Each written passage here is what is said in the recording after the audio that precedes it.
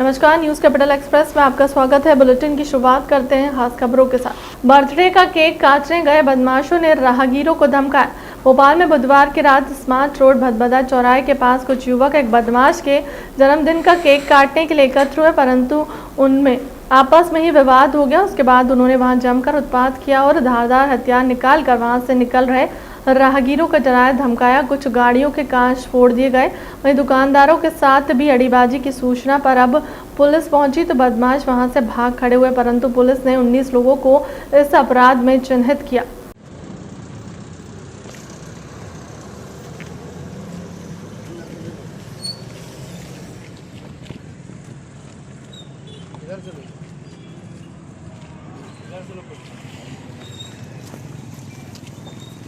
जो अभी वर्तमान में थाना टीटी नगर में एक प्रकरण दर्ज हुआ है, जिसमें कुछ असामाजिक तत्वों द्वारा सार्वजनिक स्थान पर तोड़फोड़ की घटना की गई थी। काफ़ी गंभीर ये मामला था, क्योंकि सार्वजनिक स्थान पे इस प्रकार का जो है भय का वातावरण बनाने के लिए कृत्य किया गया था।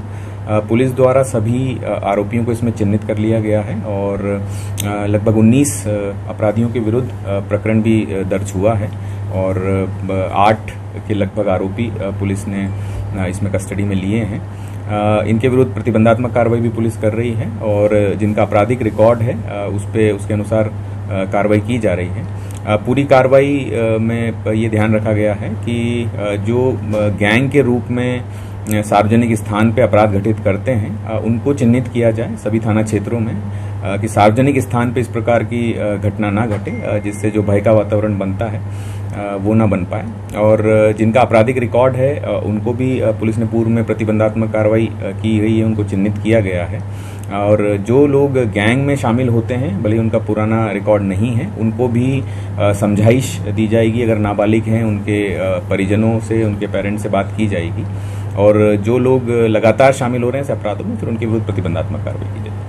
घर को आग लगेगी, घर के चिराग से कांग्रेस के जिला कार्यालय में गूंजे बगावत के सुर। आज भोपाल के जिला कार्यालय में टिकट से वंचित दावेदारों ने जिला अध्यक्ष कैलाश मिश्रा के सामने अपना विरोध दर्ज कराते हुए निर्दलीय चुनाव लड़ने की धमकी तक दे डाली। इसी बीच जिंदाबाद मुर्दाबाद के नारों से कांग्रेस कार्यालय गूंजता रहा। इन धमकी देने वालों में पूर्व पार्षद शफीक इंजीनियर, पूर्व पार्षद शाहिद अली, पूर्व पार्षद नजवा अंसारी और उनके समर्थक मौजूद थे।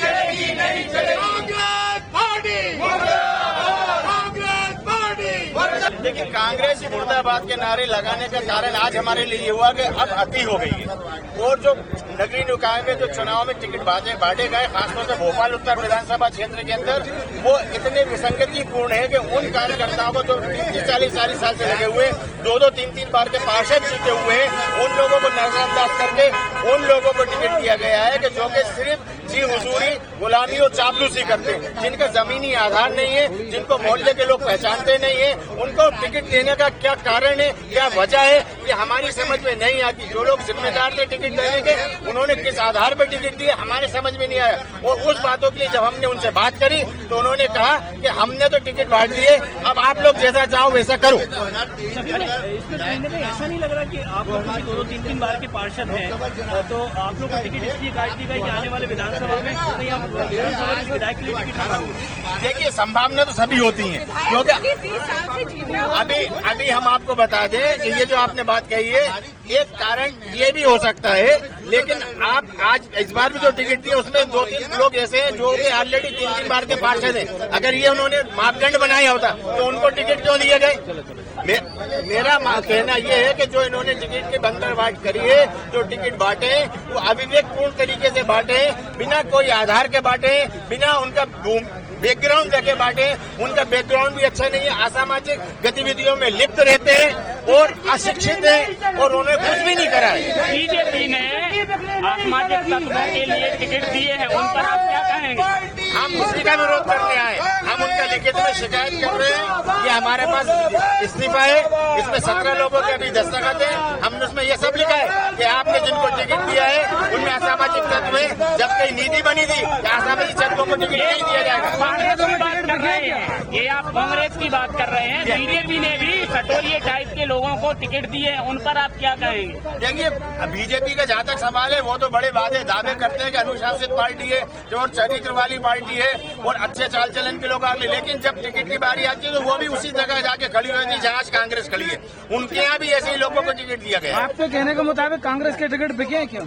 ये तो मैं नहीं कह सकता कि वहाँ पे ऐसा कोई अभी सबूत नहीं है, कोई ऐसा आधार नहीं है, लेकिन ये जो बांटे गए ये चापलूसी के आधार पर बांटे गए। ये सबसे बड़ी बात हम कह सकते हैं दावे से कि जिन लोगों ने उनकी चापलूसी करी, जो आगे पीछे घूमे, केवल उनको टिकट दिया गया कि जो उनकी हुजूरी कर रहे हैं। आगे रणनीति है कि हम अपने इस मिशन को और आगे बढ़ाएंगे। आने वाले विधानसभा चुनाव तक हम अपने निर्णय से पीछे नहीं हटेंगे। उस वक्त तक भी यदि सुधार नहीं होता है तो हम विधानसभा में डटकर मुकाबला करेंगे। क्या आप पार्टी में सदस्यता ले रहे हैं?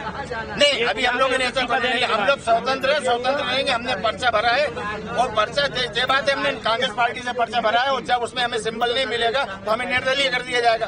तो हम एक प्रयास ये कर रहे हैं, जितने निर्दलीय उनको बिठा के बात करेंगे और सारे निर्दलियों को विड्रा करा के एक एक निर्दलीय को लड़ाएंगे ताकि हम कांग्रेस को बीजेपी के प्रत्याशियों को हरा सकें। देखिए, सभी कांग्रेस के जो पूर्व पार्षद हैं, जो वर्तमान में अभी पूर्व हो गए, उन सभी पार्षदों ने आज कांग्रेस पार्टी में डिस्ट्रिक्ट कांग्रेस कार्यालय आके इस्तीफा दे रहा है। और इस्तीफा देने की वजह यह है कि टिकट बांटने में जो धांधलाई की गई है, टिकट में अपने लोगों को, उन लोगों को टिकट दिया गया है जो जिनका कांग्रेस के लिए कोई समर्पण नहीं है, जो सिर्फ चापलूसी करते हैं, ऐसे लोगों को टिकट दिया गया है। इसलिए हमारा विरोध है। बागियों को टिकट दिया गया है। मुकुल वासनिक ने बोला था ये है कि बाहरी व्यक्ति को टिकट दिया गया और सर्वे जो कह रहे थे कमलनाथ जी ने सर्वे कराएंगे, जिन्होंने रसीद कटवाई, जिन्होंने 4 दिन पहले उन्होंने कहा था जो जिस वार्ड का होगा उसी को टिकट दिया जाएगा, तो उसे टिकट नहीं दिया गया। मिशन नगरोदय की योजना सरकार ने बनाई है। 750 करोड़ रुपए जबलपुर को दिए जाएंगे। जबलपुर को कस्बे से महानगर बनाया है। आने वाले 5 सालों में जबलपुर को देश के अग्रणी महानगरों में खड़ा कर देंगे। भारतीय जनता पार्टी ने डॉक्टर जितेंद्र जामदार को किया है, जो प्रसिद्ध समाज सेवी है, पर्यावरण नर्मदा और विकास के प्रति समर्पित है और उनको आशीर्वाद देंगे और जबलपुर के विकास के लिए वो शानदार काम करेंगे। जबलपुर के विकास के लिए बहुत उपयोगी होंगे और मुझे पूरा विश्वास है कि जबलपुर कस्बे से महानगर बीजेपी की सरकार ने बनाया है। हमारे नगर निगम में जो लोग चुनके आते थे उन्होंने बनाया है। अब जबलपुर को हम देश के सबसे सुंदरतम शहरों में से एक। सीएम साहब, कांग्रेस में नाराजगी दिख रही है टिकट को लेकर। तो एक ऐसा कार्यकर्ता जो जनता के बीच जबलपुर के विकास के लिए प्रतिबद्ध होकर के काम करेंगे, ऐसे डॉक्टर जितेंद्र जामदार जी को भारतीय जनता पार्टी का एक कार्यकर्ता बूथ बूथ पर विजय का संकल्प लेकर के बढ़ा है। हर बूथ पर चुनाव जीतने का हमारा संकल्प है। भारतीय जनता पार्टी की जबलपुर में अपनी ताकत है और बूथों पर भारतीय जनता पार्टी के प्रत्याशी ऐतिहासिक बहुमत के साथ डॉक्टर जितेंद्र जामदार जी को प्रचंड बहुमत से जिताने का काम एक कार्यकर्ता करेगा। जनता का मित्र भारतीय जनता पार्टी सबसे अलग पार्टी है। मोदी, अमित, नड्डा हमारे नेता हैं। पार्टी ने तय किया है कि एक व्यक्ति के पास एक पद रहेगा। कांग्रेस में तो एक ही आदमी विधायक, सांसद और महापौर के उम्मीदवार कमलनाथ। या तो तुम्हारे पास कार्यकर्ता ही नहीं है या कार्यकर्ता हैं तो उनकी इज्जत नहीं। इंदौर में लड़ाई घन के पुजारी और ज्ञान के पुजारी के बीच है। पूर्ण मित्र भार्गव की छवि स्वस्थ है। इंदौर के विकास की जो परंपरा रही है उसे बराबर बरकरार रखा जाए। इंदौर मेरे सपनों का शहर है। आने वाले 10 सालों में इंदौर, बेंगलोर और हैदराबाद को पीछे छोड़ देगा। कमलनाथ जब मुख्यमंत्री थे वो कहते थे मेरे पास पैसा ही नहीं है, मेरे पास पैसा ही नहीं है, मामा खजाना खाली कर गया। अरे कमलनाथ और औरंगजेब थोड़ी थे जो खजाना खाली कर गए। वो धन की कमी के लिए रोते रहते। उन्होंने मध्य प्रदेश की सरकार को और वल्लभ भवन को दलालों का अड्डा बना दिया था। 15 महीने में तबाह कर गया इंदौर। अगर दूसरा मेयर बन गया तो हमारे सपने बिखर जाएंगे, इंदौर के बहन और भाई के सपने बिखर जाएंगे। बनेगा नहीं, लेकिन मैं कह रहा हूँ, साफ बात कर रहा हूँ। और इसलिए मेरा आपसे निवेदन है, मामा कह रहा है हमारे पास पैसे की कोई कमी इंदौर के लिए नहीं है। इंदौर की अगर बात करें तो ये लड़ाई धन के पुजारी और ज्ञान के पुजारी के बीच में है। धन सबके एक सर्वश्रेष्ठ अधिवक्ता और मुख्यमंत्री के नाते इंदौर वासियों, मीडिया के माध्यम से मुझे सुन रहे हो, मैं ये कहना चाहता हूं, हाई कोर्ट में सरकार के एडिशनल एडवोकेट जनरल के नाते भी पुष्पमित्र भार्गव ने पूरी प्रामाणिकता के साथ ईमानदारी से जनता के पक्ष को रखने में कभी कोई कसर नहीं छोड़ी। इंदौर के बहनों और भाइयों, कांग्रेसी आएगा, दाना डालेगा, जाल बिछाएगा, पैसा बांटेगा, साड़ी लाएगा, तीर्थ यात्रा करवाएगा। अरे तो नहीं, ये पूरे इंदौर को दे देगा कि फंसना नहीं है। पुष्पमित्र भार्गव हमारे जाने पहचाने, जांचे परखे और खरे ऐसे उम्मीदवार है। एक बात और साफ समझ लेना, गुंडे हो, बदमाश हो, माफिया हो, गड़बड़ करने वाले हो, गरीबों का हक किसी को नहीं छीनने दिया जाएगा। कोई भी माफिया नहीं बचेगा, चिंता मत करो। गरीबों के हक की लड़ाई लगातार जारी रहेगी। तो गरीबों का प्लाट टूट लेता है, तो गड़बड़ करता है, ये किसी भी कीमत पर नहीं होने देंगे।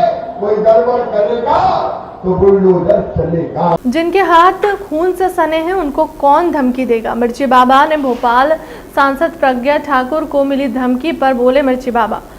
प्रज्ञा ठाकुर को बताया कि मास्टरमाइंड है वो, नाम के आगे साध्वी लगाने पर मिर्ची बाबा ने ली आपत्ति। प्रज्ञा ठाकुर किसी अखाड़े से नहीं जुड़ी, चर्चा में बने रहने के लिए खुद की करवाती है पाखंड। प्रज्ञा ठाकुर को अगर भारत में डर लगता है तो पाकिस्तान चले जाए। मिर्ची बाबा पेशी के वक्त व्हील चेयर पर आ जाती है और बाकी वक्त फुटबॉल खेलती है। प्रज्ञा ठाकुर मिर्ची बाबा। पहली बात तो मैं पंचायती निरंजनी अखाड़े का महामंडलेश्वर हूँ। सांसद प्रज्ञा को मैं कहना चाहता हूँ, ये बार बार पाखंड क्यों कर रही है? इस पाखंड को बंद करें, भोपाल के विकास की बात करें, भोपाल के उत्थान की बात करें। और इनके खून से रंगे हुए हाथ पहले से ही हैं, इन्हें कौन मारेगा? कोई इन्हें मार सकता है? ये तो स्वयं ही मास्टरमाइंड है। पाखंड क्यों कर रही हैं? जनता के बीच में पाखंड बंद करें और विकास की बात करें, समाज के उत्थान की बात करें। ये पाखंड करना बंद करे सांसद प्रज्ञा। बाबा जी, लेकिन जिस तरीके से वीडियो बनाया गया और ये जो मौका है, चुनाव चल रहे हैं, क्या मकसद लगता है? एक बात बताइए, मैंने अभी कहा है कि ये तो मास्टरमाइंड है, ये कुछ भी कर सकते हैं। भाई वीडियो बन गई और धमकी वाले कैमरे पे देख के धमकी वाले को तुम पकड़ नहीं पा रहे हो, तो मुझे लगता है इनके ही किसी आदमी ने फोन कर दिया होगा। स्वाभाविक करके तो सांसद प्रज्ञा मास्टरमाइंड है। मैं फिर कह रहा हूँ, ये पाखंड बंद करें, इससे संत समाज बदनाम हो रहा है। मतलब आपका कहने का तात्पर्य ये है कि चुनाव डिस्टर्बेंस के लिए सब चीजें बिल्कुल की जा रही हैं, सामने की जा रही हैं। और इन्हें मारेगा कौन? कौन मारेगा इन्हें? इनके हाथ पहले ही खून से रंगे हुए हैं, इन्हें कौन मारेगा बताइए? मैं एक फरसा लेकर के घूम रहा हूँ, गौ रक्षा का कार्य कर रहा हूँ। मुझे कभी कभार लगता है कि ये सांसद गौ हत्या पे कभी बोली नहीं, गौ रक्षा के लिए कभी बोली नहीं, महिला सुरक्षा के लिए कभी बोली नहीं। दुर्भाग्य है देश का कि इसका यही भरोसा नहीं रहता है। कभी खड़ी होके कहती है दारू पी लेना चाहिए, औषधि है, तो ये खुद पीती है क्या है? पहले जनता को बताए, दारू दारू होती है, शराब शराब होती है। तो लेकिन साध्वी ऐसा लगातार कहना है कि मैं साध्वी तुम क्यों कह रहे हो यार? नारायण साध्वी मत कहिए, उसके द्वार सीधे कहिए सांसद प्रज्ञा, किसी अखाड़े से नहीं है। लेकिन तो क्या वो साध्वी बताते हैं? दुनिया बता रही है, पाखंडी क्या ही फिर रहे हैं, और ये पाखंडी है, पाखंड करते हैं। जैसे जो बिल्कुल मैं अध्यक्ष जी से मांग करूँगा। सर लेकिन वो तो कहते हैं कि मुसलमान समुदाय के खिलाफ हूँ, इसलिए मुझे ये धमकी मिलती है और मैं हिंदू समाज के साथ खड़ी हुई हूँ और आंतरिक खड़ी रहूँगी। एक बात बताइए मुझे, पूरे भारत में ये हो क्या गया कि आग क्यों लगा दी गई हिंदू मुस्लिम? ये तो सत्य भावनाओं का देश है, ये तो श्रद्धाओं का देश है, ये तो आस्थाओं का देश है, और यहाँ आस्थाओं के देश में ये आग क्यों लगाई जा रही है? ये उनसे पूछिए, क्यों लगाई है? ये आग लगा तो रही है, ये आग नहीं है अभी तुम्हारे सामने, ये आग नहीं लगी है, ये आग सामने तो है ही। जिम्मेदार कौन है? जिम्मेदार तुम देख रहे हो, जो बोल रहे हैं वही जिम्मेदार है। पाखंड क्यों फैला रहे हैं? पाखंड बंद करें, विकास के नाम पर बात करें, रोजगार के नाम पर बात करें। और देखिए इनके कुछ नेता कहते हैं कि यहाँ भारत में किसी को खतरा हो तो पाकिस्तान भेज दो, तो इसको आज साध्वी को पाकिस्तान भेज देना चाहिए, यहाँ रहने का अधिकार नहीं। जय हिंद जय भारत। साध्वी प्रज्ञा ठाकुर के वायरल वीडियो पर पूर्व मंत्री पीसी शर्मा का बयान, मैं समझता हूं कि वीडियो वायरल करने के बजाय उनको पुलिस में रिपोर्ट करना चाहिए, पुलिस को उसको पकड़ना चाहिए, उसके खिलाफ कानूनी कार्रवाई करनी चाहिए। ऐसे वीडियो से पता है कि उनको पुलिस पर भरोसा नहीं है। पता भी लगना ज़रूरी है कि कहीं से कुछ प्रयोजित तो नहीं है। किसी जाति के लोगों के लिए ऐसी अनर्गल बातें करना भी जनप्रतिनिधियों को शोभा नहीं देता। मैं समझता हूं कि वीडियो वायरल करने के बजाय उनको पुलिस में रिपोर्ट करना चाहिए और जो मध्य प्रदेश पुलिस है उसको उनको जो धमकी दे रहा है उसको पकड़ना चाहिए, उसके खिलाफ कानूनी कार्रवाई करना चाहिए। ये या तो उनको पुलिस पे भरोसा नहीं है और इस तरह के कॉल उनको बहुत आते रहते हैं, तो ये भी देखना पड़ेगा कि सब वीडियो कॉल कोई प्रायोजित तो नहीं है। और किसी भी जाति के लोगों के खिलाफ कोई अनर्गल बात करना मैं समझता हूँ किसी भी जनप्रतिनिधि को शोभा नहीं देता है, इसलिए वो कानूनी कार्रवाई करें वायरल करने के बजाय। और उम्मीद है मध्य प्रदेश की पुलिस जो है, एक सांसद, वो भी बीजेपी का सांसद, सत्तारूढ़ पार्टी बीजेपी है, वो उनको पकड़ के कानूनी कार्रवाई करेगी, जेल भिजवाएगी। यही तरीका हो सकता है कानून व्यवस्था को ठीक करने का। सर होल्ड पर है, वो पूरा इलाका आपका ही पड़ता है, आपके विधायक क्षेत्र में पड़ता है, उसी इलाके के पूरे नाम होल्ड पर है अभी प्रत्याशी, और आज 3 बजे नामांकन। देखिए इनके दो चीजें हैं इनके यहाँ, एक तो मारामारी, बीजेपी के अंदर गृह युद्ध, जो शहर सत्ता है उसको पाने की होड़, और टिकट तय नहीं कर पाते। पहले महापौर का नहीं कर पाए, हम उसमें भी आगे रहे, पार्षदों के नहीं कर पा रहे, और कांग्रेस के जो भी थे प्रत्याशी वो हमने घोषणा कर दी, और निश्चित तौर पर ज़्यादा से ज़्यादा जो कांग्रेस के पार्षद के प्रत्याशी जीतेंगे और नगर निगम हम परिषद बनाएंगे। सर कांग्रेस में फिर है, इसी कारण उन्होंने इंदौर से एक प्रत्याशी का टिकट भी कैंसिल कर दिया है, क्योंकि उनका परिवार आपराधिक पृष्ठभूमि रखता है। स्वाति काशिप का टिकट कैंसिल। देखिए टिकट कैंसिल कर दिया हो, अभी तो जितने भी कांड हो रहे हैं उसमें बीजेपी और बजरंग दल से जुड़े हुए लोगों के हाथ होता है। भले ही टिकट कैंसिल कर दिया हो, लेकिन पीछे से भूमिका उस चुनाव में होनी की रहेगी, और जितनी भी चुनाव के अंदर धांधलाई हो सकती है, गुंडागर्दी होती है, इस तरह के लोगों को पाल के रखती है भारतीय जनता पार्टी, और उसके माध्यम से चुनाव जीतने का प्रयास करते हैं। भोपाल में देख लें, जग जाहिर सट्टेबाज है, उसने फिर टिकट दे दी। संरक्षण है, सट्टा खेलो खिलाओ, चुनाव भी लड़ो, वो भी जीतो, और बाकी माल भी आने दो। देवास भाजपा कार्यालय पर बड़ा हंगामा, भोजराज सिंह जादव ने खुद पर केरोसिन डाल पार्षद टिकट नहीं मिलने से आहत।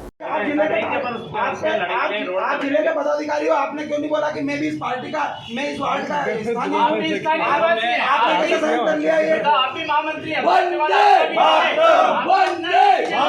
नहीं चलेगी, नहीं चलेगी, तानाशाही नहीं चलेगी, नहीं चलेगी, नहीं चलेगी, तानाशाही नहीं चलेगी, नहीं चलेगी, तानाशाही नहीं चलेगी, नहीं चलेगी, तानाशाही नहीं चलेगी।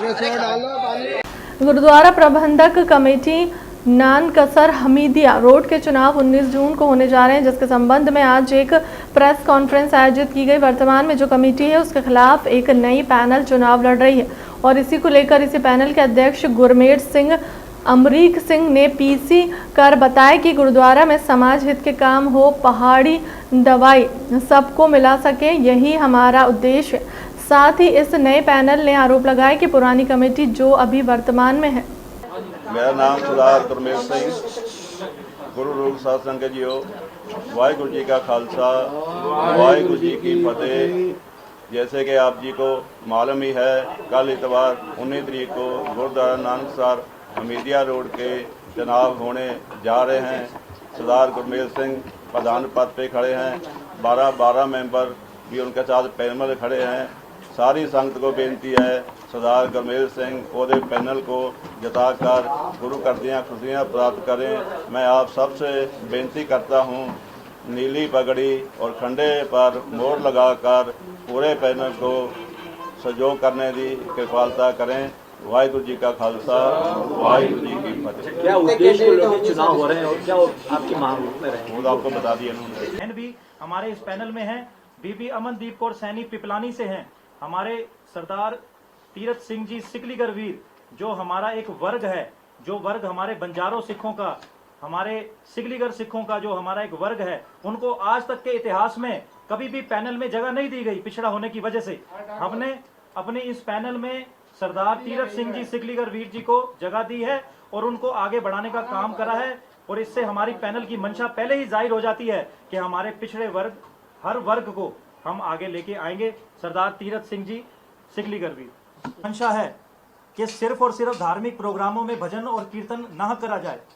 वो प्रोग्राम तो मुबारक हैं, वो तो होने चाहिए, गुरु के लंगर भी चलेंगे, पर हमारे लिए क्या प्लान है, वो रोड मैप कौन से हैं जो हम अपने समाज को आगे बढ़ाने के लिए, तरक्की की राह पर लाने के लिए हम उनको दे सकें। तो हमारे यही मैसेज हैं कि पढ़ाई के तौर पर हम गुरुद्वारों के अंदर उच्च शिक्षा कोचिंग क्लासेस लगाएंगे। हमारे जो स्कूल के बच्चे हैं उनकी पढ़ाई, ज़रूरतमंद सिख बच्चों की जो पढ़ाई है वो निःशुल्क की जाएगी। और यहीं तक नहीं, हम चाहते हैं कि हमारे बच्चे जो हैं अच्छे पढ़ लिख कर अच्छी जॉबों में लगें, अफसर लगें। ये हमारी पूरी सदस्य और हमारे प्रधान साहब इसमें वचनबद्ध हैं और हम इस पे काम कर रहे हैं। और जहाँ तक मेडिकल लाइन की बात है, तो गुरुद्वारों में हमेशा से, जब भी पहले के आपने कभी इतिहास पढ़ा होगा, तो गुरुद्वारों में हमेशा से मरहम पट्टी का और दवाइयों का इंतजाम रहता था, पर अभी कुछ सालों से ये चीज़ें बंद कर दी गई हैं। उनको पुनः शुरुआत की जाएगी और सिर्फ दवाइयाँ सिखों के लिए नहीं, ये सरबत के भले के लिए, हर धर्म हर वर्ग के लिए होगी। ये गुरु नानक का जो मैसेज है सबको साथ लेके चलने का, नानक नाम चढ़दी कला तेरे पाने सरबत दा भला, वो मैसेज को हम कन्वे करना चाहते हैं पूरे संसार में। गुरु नानक का जो मैसेज है वो हम फैलाना चाहते हैं और वो तभी फैलेगा जब गुरुद्वारों के अंदर इंस्टीट्यूट होंगे पढ़ाइयों के, जब गुरुद्वारों के अंदर हॉस्पिटल होंगे, जब गुरुद्वारों के अंदर रोजगार के अवसर उपलब्ध कराने वाली संस्थाएं होंगी। इसी सब सारी चीज़ों को हम आपके सामने रखा है। हमारी पैनल को अगर संगत समाज आगे लेके आता है, हमें वोट करता है, हमारा चुनाव जो सिंबॉलिक नीली पगड़ी और खंडा, ये खंडा जो है सरबत के भले की निशानी है कि पूरे संसार में पूरा यूनिवर्सल जो है इसके अंदर आ जाता है, इस खंडे के अंदर।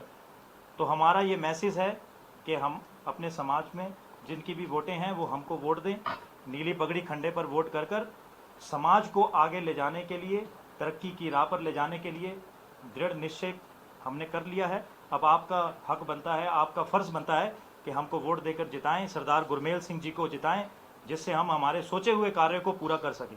नकली चांदी को बाजार में गिरवी रखने के लिए सोमवार को 2 पुरुष और एक महिला प्रवीण कुलैया की दुकान पर पहुंचे। महिला दुकान के नीचे खड़ी, जबकि दोनों युवक दुकान के ऊपर आ गए और कहने लगे हमें आज चांदी गिरवी रखना है।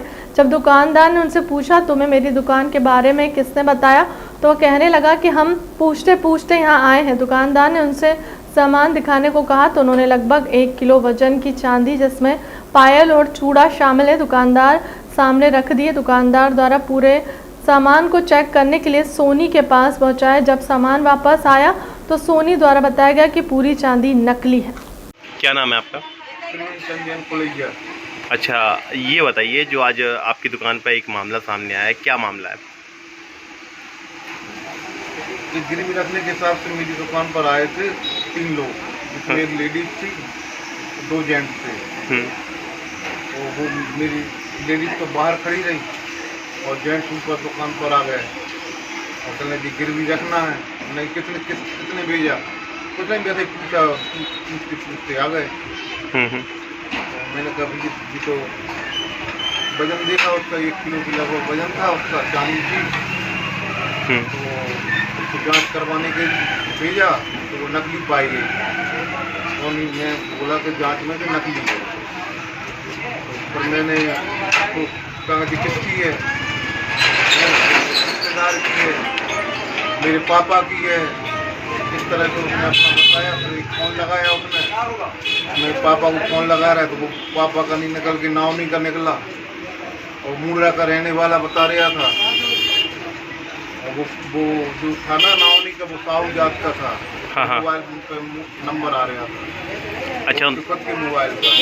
मतलब ये 3 लोगों का आया था। ये मतलब कहाँ के रहने वाले अपने आप को बता रहे थे? ऐसा कोई बताया? का बता रहा था लेडीज को।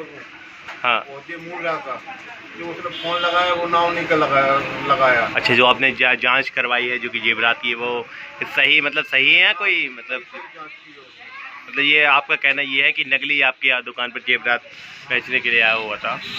अच्छा, अगर वो आपने इस मामले की कहीं पुलिस वगैरह पे सूचना दी है? वो नंबर डायल किया था, व्यस्त बता रहा था नंबर। मतलब आपने पुलिस को सूचना कर दी है इस मामले में? अच्छा, मतलब आपके अगर सामने आएंगे ये आरोपी तो आप पहचान लेंगे? आपको ऐसी संभावना है कि कहीं ना कहीं ये पूरा गिरोह वगैरह सामने आ सकता है? नंबर लगाया तो कहीं कुछ बोल रहा था। मतलब कहीं बड़ा खुलासा होने की उम्मीद है इन लोगों से। ठीक, फिलहाल के लिए अब तक की खबरों में इतना ही। देश दुनिया की तमाम बड़ी खबरों के लिए बने रहे हमारे चैनल के साथ। नमस्कार।